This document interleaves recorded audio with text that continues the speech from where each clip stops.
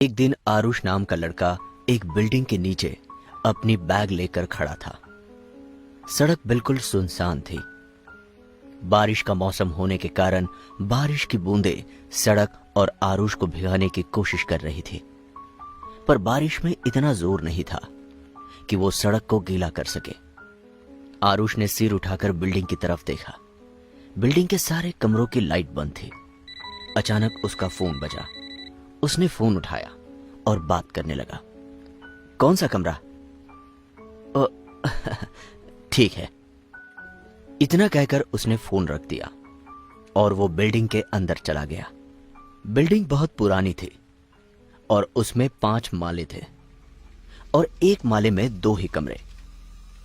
आरुष चौथे माले पर आकर रुका और एक कमरे का दरवाजा खोलने लगा, पर अचानक उसे जोर से सीढ़ियों की आवाज आने लगी। ऐसा लग रहा था जैसे कोई भागता हुआ ऊपर आ रहा हो। आरुष अपने सांस रोककर डरता हुआ सीढ़ियों की तरफ देखता रहा। इतने में सीढ़ियों से एक आदमी ऊपर भागता हुआ आया और आरुष के सामने आकर रुक गया। वो आरुष का दोस्त विनय था। आरुष विनय को देखकर शांत हो गया। विनय ने आरुष से बिना कुछ कहे कमरे का दरवाजा खोला और अंदर जाकर लाइट चालू की। आरुष भी उसके पीछे अंदर आया। वो कमरा विनय का था, पर वो अब यहां नहीं रहता था, इसीलिए उसने आरुष को ये 1 महीने के लिए रेंट पर दिया था। विनय हॉल के एक तस्वीर के सामने आकर रुक गया और आरुष को अपने पास बुलाया। आरुष, यहां आओ। आरुष अपना बैग नीचे रखकर विनय के पास चला गया। ये मेरे परदादा की तस्वीर है और तस्वीर के नीचे छड़ी भी उनकी है। इस घर में पहले ये रहा करते थे। तुम्हें वो तस्वीर के सामने का दिया दिखाई दे रहा है? आरुष ने सिर हिलाकर हां कहा। मेरी बात ध्यान से सुनो। जब तक तुम इस घर में हो, ये दिया कभी बुझना नहीं चाहिए। ये तुम्हारी जिम्मेदारी। आरुष ने थोड़े आश्चर्य से पूछा, अगर ये दिया बुझा तो क्या हो जाएगा? विनय ने आरुष की बात को बीच में काटते हुए कहा, यह सब मत पूछो। तुमसे जितना कहा उतना करो। अगर यह शर्त मंजूर है तो यहां रह सकते हो, वरना जाओ यहां से। आरुष बिना कुछ कहे वही शांत खड़ा रहा। विनय बात को समझाकर वहां से चला गया। आरुष घर को अंदर से देखने लगा। घर में 4 कमरे थे, एक हॉल, किचन और 2 बेडरूम।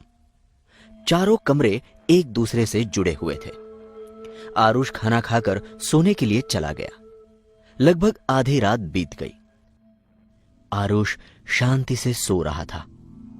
अचानक बाहर और जोर से हवाएं चलने लगी।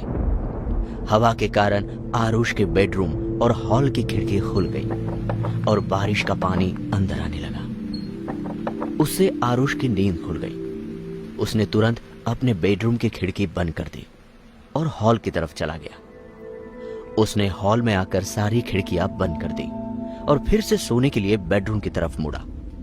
पर जैसे ही वो मुड़ा, डर के मारे उसका शरीर थर थर कांपने लगा। उसने देखा कि हवा के कारण तस्वीर के सामने वाला दिया बुझ गया था और पूरी तस्वीर अंधेरे में खो गई थी। उसने जल्दी से वो दिया उठाया और किचन में जाकर फिर से उसे जलाने लगा। वो बहुत कोशिश कर रहा था, पर आग नहीं जल रही थी। कई कोशिशों के बाद आरुष ने फिर से दिया जलाया। डर के मारे उसकी सांस फूल रही थी, इसलिए थोड़ी देर वो वहीं सांस लेने के लिए रुका। पर अचानक उसे कांच टूटने की आवाज आई। वो फिर से डर गया। उसने वो दिया उठाया और धीरे धीरे दबे पांव हॉल की तरफ जाने लगा।